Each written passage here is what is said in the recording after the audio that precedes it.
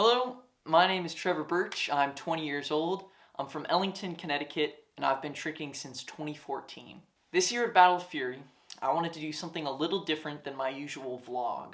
I wanted to interview each of the elite trickers that was tricking in the 1080 division and show the world that there's more of a story behind these athletes than just tricking samplers. I hope that you all enjoy this mini docu-series, and thank you for coming.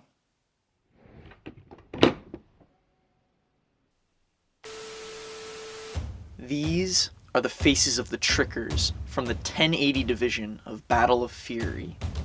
Some are young. Hi, I'm Bella Nicoli, or Isabella.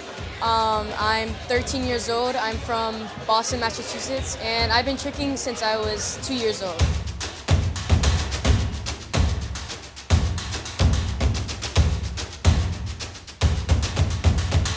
Some have been in the game for decades. My name is William Thomas Conies, or better known as Will Conies, or better known as Kid Wolf Conies. I am 32, I am from Arlington, Virginia, and I've been tricking for a little over 13, 14 years now.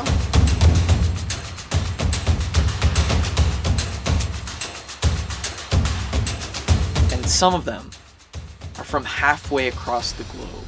I'm Taka, 27 years old, and 5 years tricking. I'm from Japan.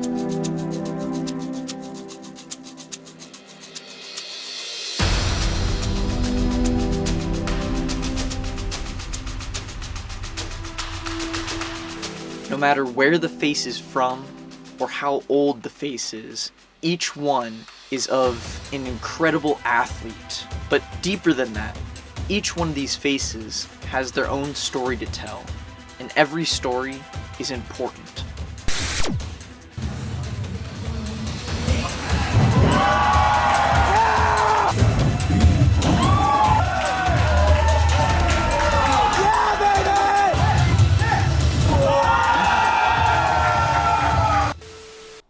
What's tricking? What's that? Sport Tricking Edition. Well, that's a simple question to answer, Sonny. According to my calculations, tricking is a combination of martial arts, Anything just dead, just fly off those head. God of mercy. Look at diddle, still up, I get killed. Look at diddle, with the sign on the wall. Look at diddle, how I get killed. Look at diddle, look up in the world. In my way, I go for them, don't send for the action. plus b-boy dancing, Buckle my, shoe yabba do, hibbity hoo, crack a bruise, a trick or treat. From my feet, yep, I dippity drop the head. The books get on your walk and spark that old sexy shit. plus gymnastics.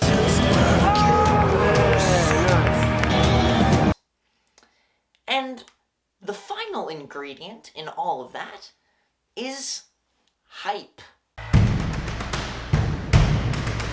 Hype is an essential element of tricking because it is the wood that keeps the flames of tricking going. In these moments when I'm battling and my nerves kick in about the next trick I'm going to do, one shock of energy from someone cheering in the crowd can help to tip my nerves over the edge and push me to challenge myself with new wild tricks. Hype makes some moments in tricking feel like we are invincible. When I land that new trick or land that difficult combo for the first time, it's total elation. Bursts of hype will fill up the noise of the gathering, firing off in all directions. I'm constantly moving from one floor to the next in hopes of glimpsing these moments of hype. I can't even blink in fear of missing something. Hype was something that carried through the whole night of Battle of Fury. It was the spirit in the back of the room that brought life to the gym and to the trickers. The first tricker that I interviewed during that night of hype was Dante Cook.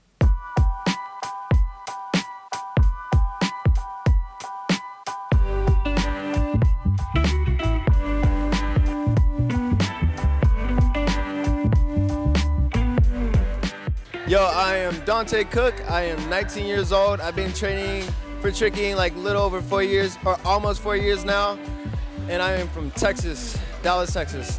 I started tricking after a year G-Tramp. I followed the Graph Gang and stuff. I followed the trend trampoline stuff. I ended up finding Bailey Payne and like Plan Zero, all those stuff, all the current trendy stuff for tricking at the time.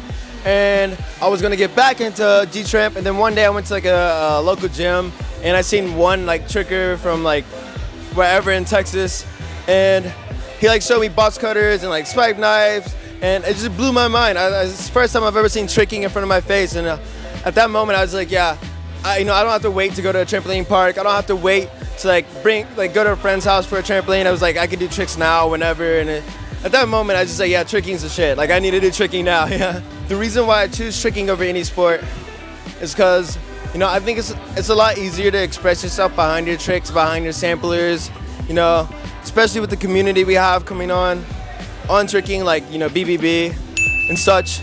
And I think it's way harder to express yourself through like football or basketball or anything like that. So when I got a sport like this and I got the friends in the background, it's just kind of like a home. I get to express myself freely, and it's just tricking for me, That's why I love the sport as is and want to continue to get good.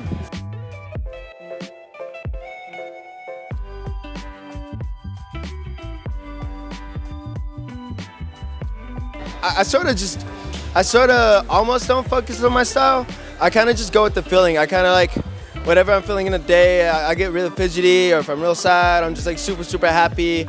Like, I kind of just I can go in a gym and it's like a big playground in me, I get to have fun. It's like an activity, but it's like a current thing that I'm always doing. It's kind of like eating sweets, but just like tricks on the floor, So good, so good.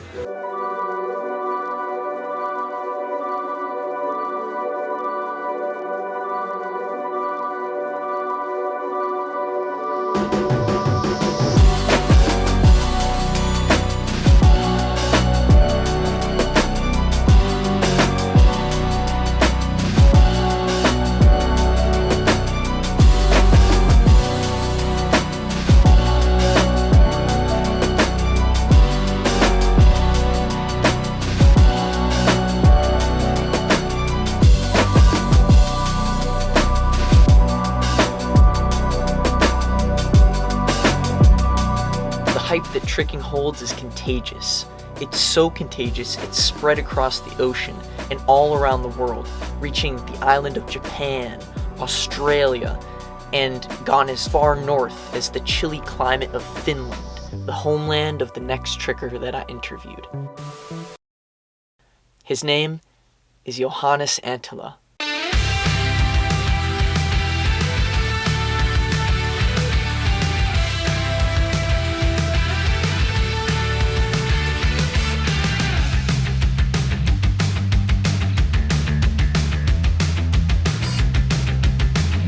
Hey guys, my name is Johannes Anttila.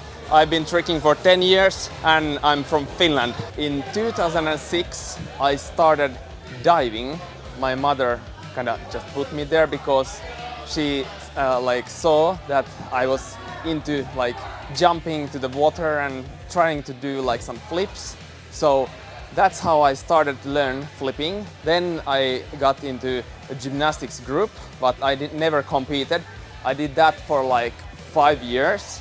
I learned a good amount of skills on trampoline, but not that much on ground. Like in 5 years, I learned the backflip.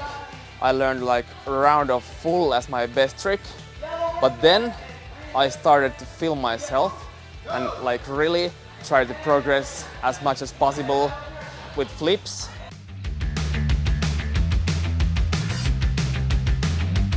I'm still flipping from 2011 until 2012. So no kicking training, no really tricking. Like I could do cork, I could do gainer, I could do B-twist barely, like stuff like this, but I could do round of double backflips. And I could do like round of triple full in early 2012.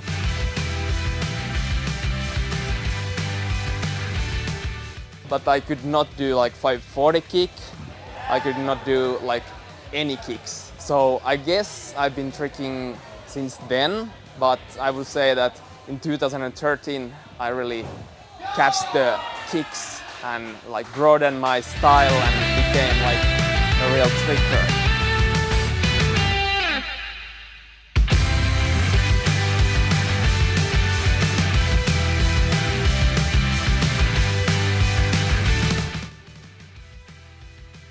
Yeah, so tricking, there was always this endless amount of stuff to learn, and tricking was the most fun to me. I really liked how it looked, and I had like these tricking idols, Micah Carnes, Jeremy Marinas, and I wanted to develop a style like them, like really clean and really aesthetic. That was my goal. There was always this goal, and I really liked to train tricking, even though I got a lot of injuries and stuff, but I just stuck with it. Like it's almost like some identity thing. I think it's many factors. For example, the flow that I have, I think it's kind of unique. I think it's the trick selection. I really like kicks. I didn't enjoy them in the beginning, and they were very hard for me to get. Like I was the least flexible person ever in the beginning. Like my hip flexibility was like this when I did a cartwheel, so like I could not open my hips. So it took me a very long time, and I think that's part of the like satisfaction when you work hard towards like a goal and then you achieve it at some point. Like all the tricks that I originally struggled with kind of a lot, they became my favorite tricks in the end. For example, gainer switch.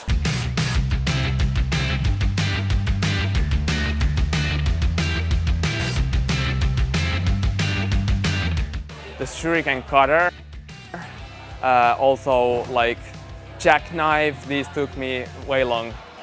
I think that it's kind of like part of my identity, and like it's a combination of many things. It's the like best time of the day to go to the sessions.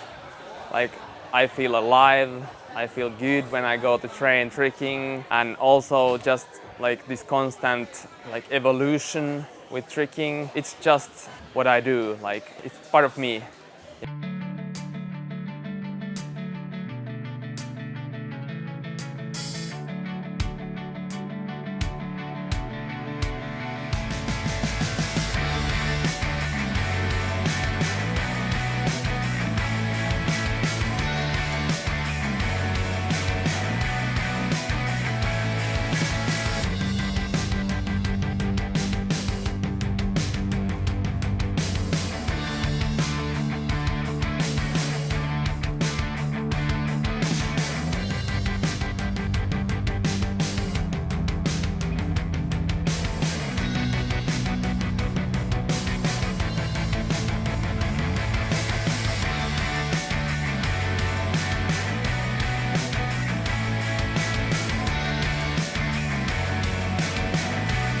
Over the years, I've learned that it's pretty clear there's more to tricking than just hype. Although hype is an important fuel in the sport, but there's more levels to this shit than just that. And it starts deep in the heart and reaches sky high.